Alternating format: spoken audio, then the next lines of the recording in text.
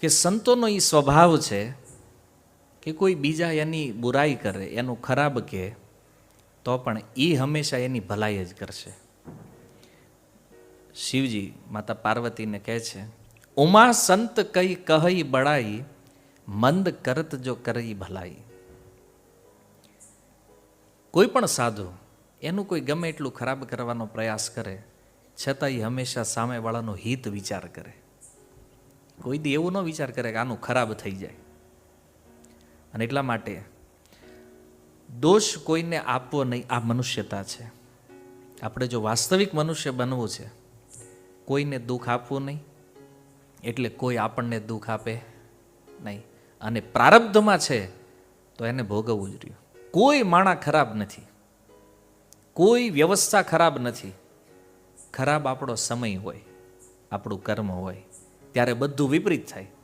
અને જ્યારે અનુકૂળ હોય ને ત્યારે બધું હવળું થઈ જાય. પણ આમાં જે વધારે ઊંડા ઉતરવાની ટ્રાય કરે ને વધારે દુઃખી થાય.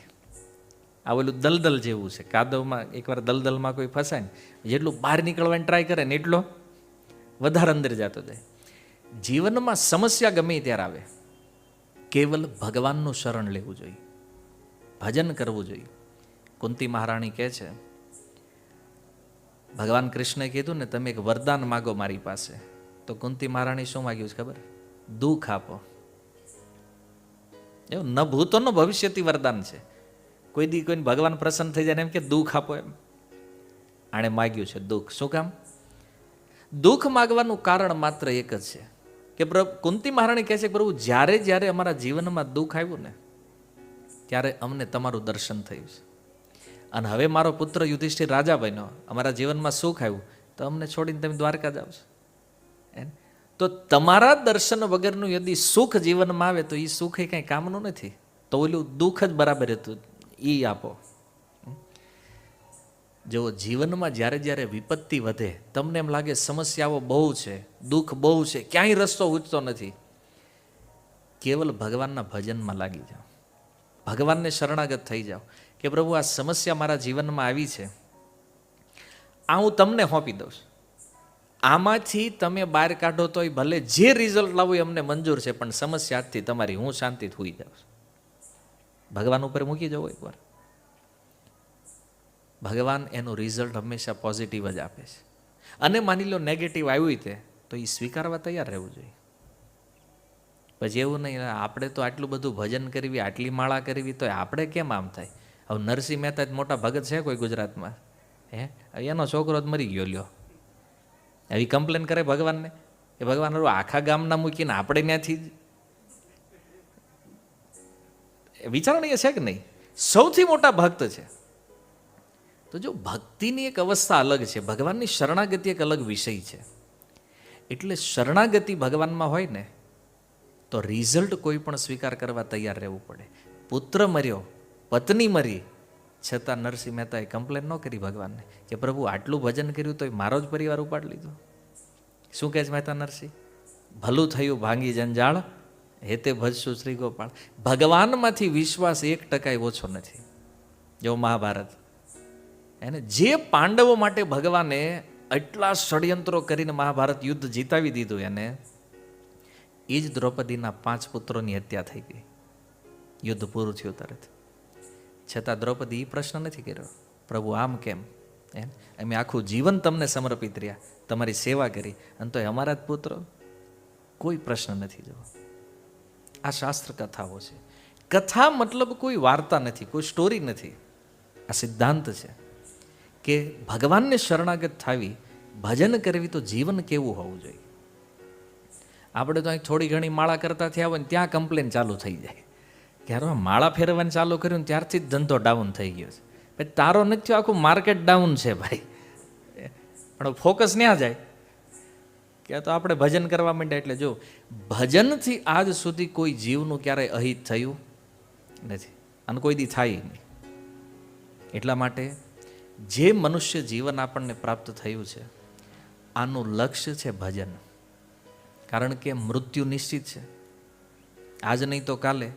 કોરોનામાં નથી ગયા તેનો મતલબ એવો નહીં કાયમ રહેવાના. આપણે જવાનું તો છે જ, તો જે સમય જીવનમાં છે આપણી પાસે એમાં ભજન કરવાનો પ્રયાસ કરવો જોઈએ.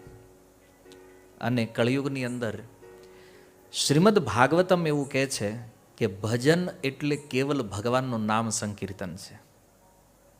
શ્રીમદ ભાગવતમાં અનેકો સ્થાન ઉપર નામની મહિમા વર્ણિત છે.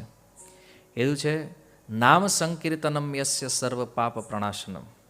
કોઈ વ્યક્તિ ભગવાનનું નામ સંકીર્તન કરે કળિયુગમાં, બધા પાપોથી મુક્ત થઈ ભગવાનના ધામને પ્રાપ્ત કરી શકે છે. આનથી શોર્ટકટ મુક્ત થવાનો બીજો કોઈ નથી. અને જો તમે જાણકાર હોવ, ભાગવદ્ ગીતા વાંચો, શ્રીમદ ભાગવતમ, રામાયણ, પુરાણ, ઉપનિષદો અને વેદ, આ બધું અધ્યયન કરી લ્યો ને છતાં છેલ્લો જે સાર નીકળે એ છે હરિનામ સંકીર્તન, ભગવાનનું નામ કીર્તન છે. કોઈ જીવિત વ્યક્તિ હોય એનું કલ્યાણ પણ હરિનામથી થાય છે, અને કોઈ શરીર છોડી ચૂક્યું, જેનું મૃત્યુ થયું છે, એવા જીવાત્માઓનું કલ્યાણ પણ કેવલ ભગવાનના નામથી થાય છે. અને એટલા માટે જે ભગવાનના નામને પોતાના જીવનમાં સ્વીકારે છે, આ સૌથી બુદ્ધિશાળી માણસ છે કળિયુગમાં. આવું ભાગવત કહે છે. નામ યજ્ઞે સંકીર્તન પ્રાય યજંતી સુમેધસ. સુમેધા, સુંદર બુદ્ધિવાળો મનુષ્ય કોણ છે? જેણે કળિયુગમાં નામ સંકીર્તનનો આશ્રય લીધો છે. ભાગવત કહે છે, એકાદશ સ્કંદ, નવયોગેન્દ્ર સંવાદમાં. તમે જો મહેતા, નરસિંહ, મીરા, આ તો બધા 500 વર્ષની અંદરના ભક્તો છે ને, તો આ લોકોએ ભગવાનની પ્રાપ્તિ કરી. એ તો માનો છો ને તમે, આ લોકોને ભગવાન મળ્યા છે. શું કર્યું છે એમણે? ભગવાનના નામ સિવાય બીજું કાંઈ કર્યું છે? નથી. તો કળિયુગમાં સરળ ઉપાય છે. જો ભક્તિ કરવા માટે કાંઈ ધંધો છોડી દેવો, ઘર પરિવાર છોડી દેવો, જંગલમાં વયું જવું, આવી બધી કોઈ સ્થિતિ નથી ભક્તિની. ભક્તિ બહુ સરળ છે.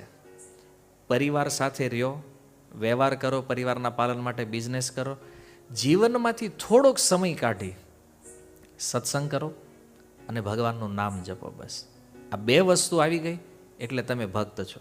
ત્રીજું કાંઈ કરવાની જરૂર નથી. કેટલું સિમ્પલ છે. જે ટાઈમ આપણે મોબાઈલ, ટીવીને, સોસાયટીના ગેટને આપીએ છીએ, બસ એ ટાઈમ ખાલી ભગવાનને આપીએ, તોય આપણું કલ્યાણ થઈ જાય. એટલામાં તે બહુ જાજુ ત્યાગ કરવાની જરૂર નથી ને જાજુ ત્યાગ આપણી થાય એમાંય નથી. એટલે કળિયુગમાં સરળ વિધિ છે હરિનામ સંકીર્તન. ભગવાનનું નામ જપો અને મુક્ત થઈ જાઓ. હરે કૃષ્ણ. શીલ પ્રભુપાદ કી નિતાય ગૌર પ્રેમાનંદે.